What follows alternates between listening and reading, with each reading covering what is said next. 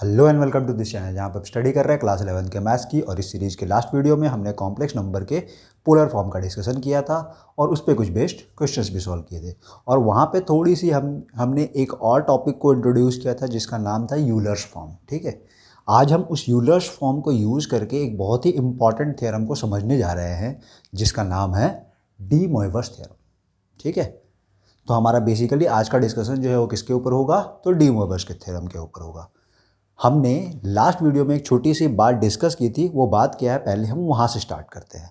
क्या कि अगर मान लो कोई भी z is equal to x plus i y, z is equal to x plus i y का अगर हमारा कोई कॉम्प्लेक्स नंबर है तो इस कॉम्प्लेक्स नंबर को हम r cos theta plus i sine theta के फॉर्म में कंसिडर कर सकते हैं। This is called Cartesian product, this is called Cartesian form and this is called polar form. Okay, और लास्ट क्लास में ही हमने देखा था कि हम चाहे तो इस एक्सप्रेशन को r e raise to the power i theta के फॉर्म में भी कंसिडर कर सकते हैं, where e raise to the power i theta is nothing but cos theta plus i sine theta होता है। ओके, इतनी बात हम जानते हैं।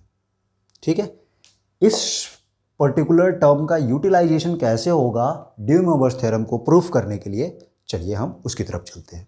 तो उससे पहले हम ये जानते हैं कि डी मोइवर्स थ्योरम होता क्या है।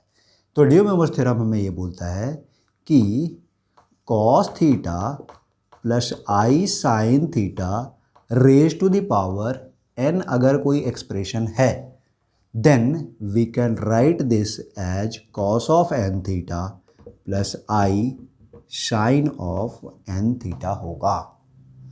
और सिमिलरली अगर कोई term 1 cos theta plus i sine theta raise to the power n है तो हम इसे cos n theta minus i sine n theta के फॉर्म में कंसिडर कर सकते हैं। So this is the de Moivre's theorem. ये बेसिकली हमारा क्या है, डी मोइवर्स थ्योरम है।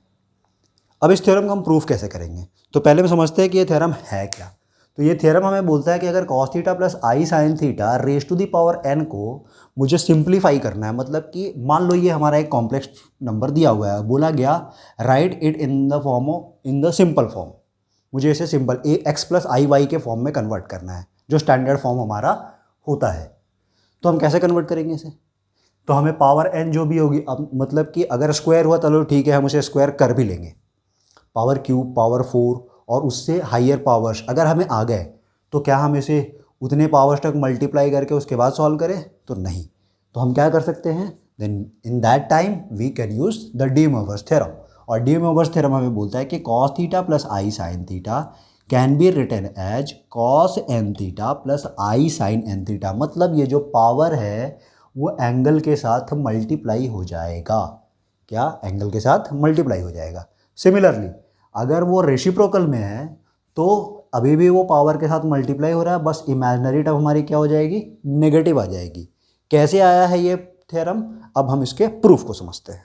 तो देखिए क्या है हमारा प्रूफ, कि क्या मैं इस cos theta plus i sine theta को e raise to the power i theta ले सकता हूँ। यस, अगर मैं ऐसा ले सकता हूँ इसका मतलब है कि मैं cos theta plus i sine theta को मैं यहाँ पे कर देता हूँ, तो मैं इस टर्म को ले सकता हूँ e raise to the power i theta raise to the power n, और e raise to the power i theta का पावर n है, इसका मतलब I can take this as e raise to the power i n theta. इसका मतलब अब imaginary term का power क्या हो गया है, n थीटा। सो वापस से जब मैं इसे इसी कॉस के फॉर्म में लिखना चाहूँगा तो मेरी थीटा की वैल्यू किससे रिप्लेस हो जाएगी, n थीटा से रिप्लेस हो जाएगी। That means I can take this as cos of n theta plus I sin of n theta। तो हमने क्या किया, पहले इसे e के फॉर्म में कन्वर्ट कर लिया, e से n के पावर को उसके साथ कंबाइंड कर लिया और बाद में वापस इसे क्या कर दिया, cos theta plus i sine theta के फॉर्म में एक्सप्रेस कर दिया। और यही तो हमारा थ्योरम है। ठीक है। सिमिलरली अगर ये पार्ट डिनोमिनेटर में होता तो ये एक्सप्रेशन कैसा आ जाता, तो e raise to the power i theta का पावर माइनस एन हो जाता, क्योंकि अगर मैं इसे ऊपर शिफ्ट करूंगा तो पावर मेरी क्या हो जाती है, नेगेटिव हो जाती है। तो हमने इसे ऊपर शिफ्ट कर दिया, that means this expression becomes e raise to the power i, और इसे मैं माइनस एन थीटा ले सकता हूँ, बिल्कुल ले सकता हूँ ना।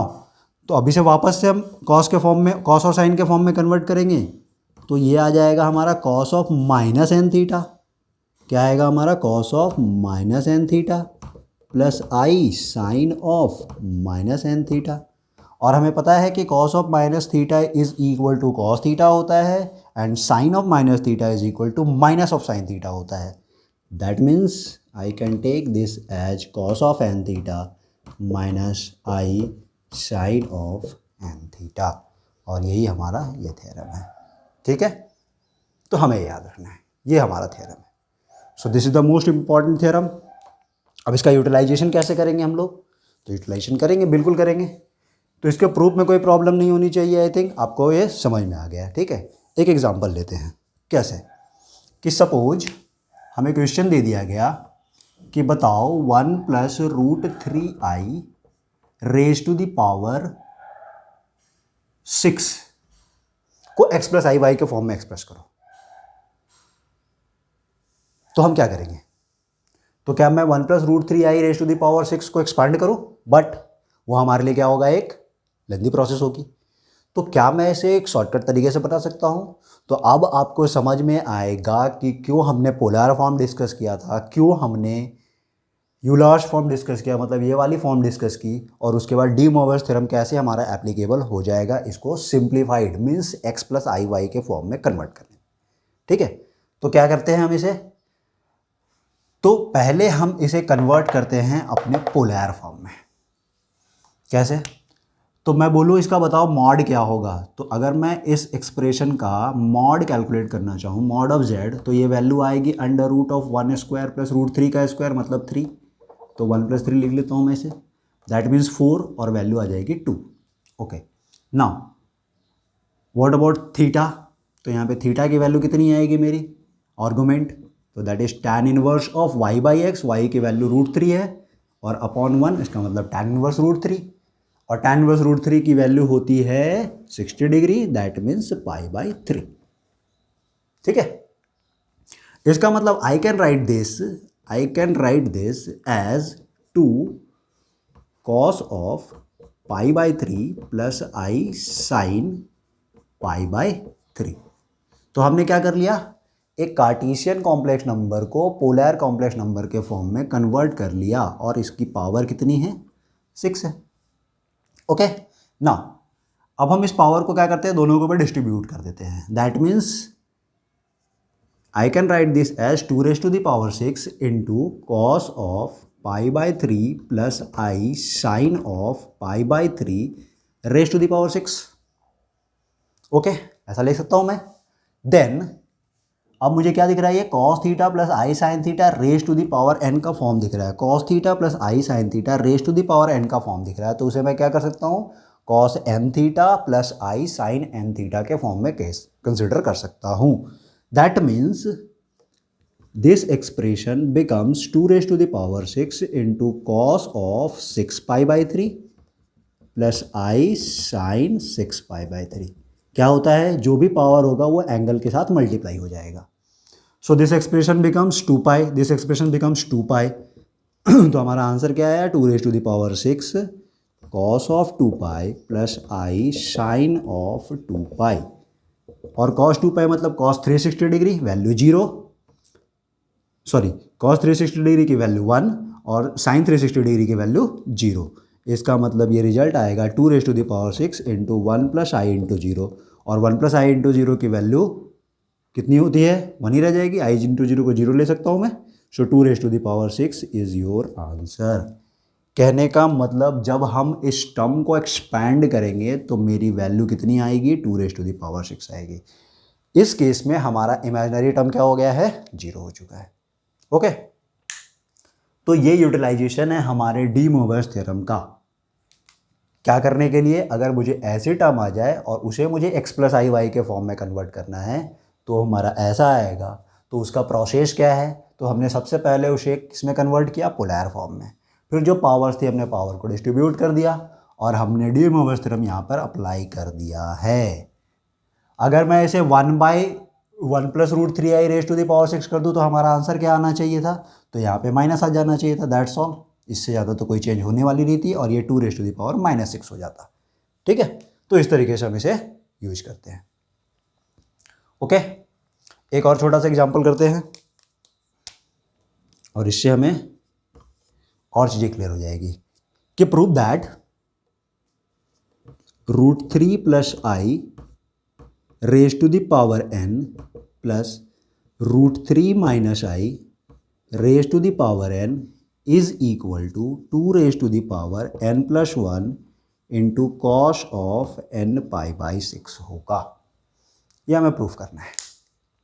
ठीक है, कैसे प्रूफ करें अब इसे, तो बहुत आसान तरीका है। फिर से अगर मैंने इसे फिर से अपने पोलर फॉर्म में कन्वर्ट कर लिया, मतलब अगर हम यहाँ से z फाइंड कर ले सॉरी mod z फाइंड कर लें और थीटा फाइंड कर लें, तो हम इस फॉर्म में कंसिडर कर सकते हैं। सिमिलरली इस पार्ट के लिए भी, तो जब हम इन दोनों को कैलकुलेट करते हैं और चेक करते हैं तो ये दिख रहा है √3 और 1 इसके कंपोनेंट्स है, तो z की वैल्यू तो 2 आ जाएगी। देखो ये 1 और √3 था तो z की वैल्यू 2 आ गई थी।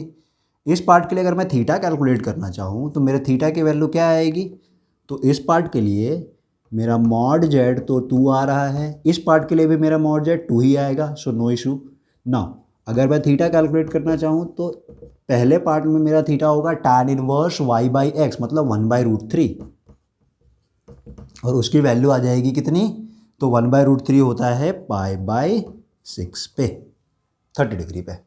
ठीक है, देन अगर इस पार्ट का मैं थीटा कैलकुलेट करना चाहूँ तो इस पार्ट के लिए जो थीटा होगी ये इसका थीटा है और ये इसका थीटा है। ठीक है, तो इसमें हम देख रहे हैं कि y की टर्म मेरी नेगेटिव है, y नेगेटिव और x पॉजिटिव। तो आर्गुमेंट का केस हमने पढ़ा था और आर्गुमेंट के केस में हमने ये देखा था कि अगर y नेगेटिव x पॉजिटिव है मतलब फोर्थ क्वाड्रेंट होगा और फोर्थ क्वाड्रेंट में मेरे थीटा के वैल्यू -θ हो जाती है। मतलब हम इनको पॉजिटिव कंसिडर करके थीटा कैलकुलेट कर लेंगे और उसके आगे माइनस लगा देंगे। इसका मतलब या चाहो तो हम यहाँ पे माइनस कंसिडर करके चल सकते हैं और मेरा रिजल्ट -π/6 आएगा। ठीक है, इसका मतलब है कि इसे भी मैं अब पोलर फॉर्म में कंसिडर कर सकता हूँ और इसे भी मैं अब पोलर फॉर्म में कंसिडर कर सकता हूँ। तो हम इस पार्ट से अब इस पार्ट को प्रूव करने जा रहे हैं।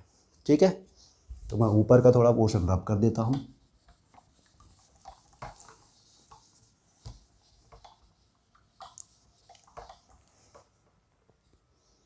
ओके, नाउ तो this term can be written as 2 into cos of π/6 plus i sin π/6 raise to the power n। ठीक है, इस टर्म को भी मैं क्या ले सकता हूँ, so plus whole raise to the power n होगा। Similarly 2 into cos of π/6 minus है, इसका मतलब cos ऑफ -θ आएगा, दैट इज cos थीटा, और नेक्स्ट में प्लस i sin थीटा आएगा और साइन ऑफ -θ इज माइनस, तो मैं इसे -sin π/6 कंसिडर कर सकता हूँ, whole raise to the power n। ठीक है, नाउ अगर मैं इस n को डिस्ट्रीब्यूट कर दूँ दोनों के ऊपर तो ये वाली term 2 raise to the power n और यहाँ पे भी 2 raise to the power n आएगी। हमने क्या कर लिया, उन दोनों को कॉमन ले लिया। ठीक है, now you can see this is cos theta plus i sin theta raised to the power n, cos theta minus i sin theta raised to the power n। कहने का मतलब है I can take this as cos of n π/6 plus i sin n π/6 और ये वाली term plus cos n π/6 minus i sin n π/6 होगी। तो हमने क्या कर दिया, अपने डी मोवर्स थ्योरम को अप्लाई कर दिया।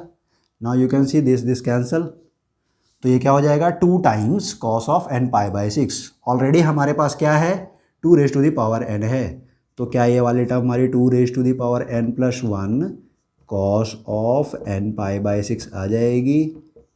यस आ जाएगी, और यही तो हमें प्रूफ करना था, यही तो हमें प्रूफ करना था, यही तो क्वेश्चन था।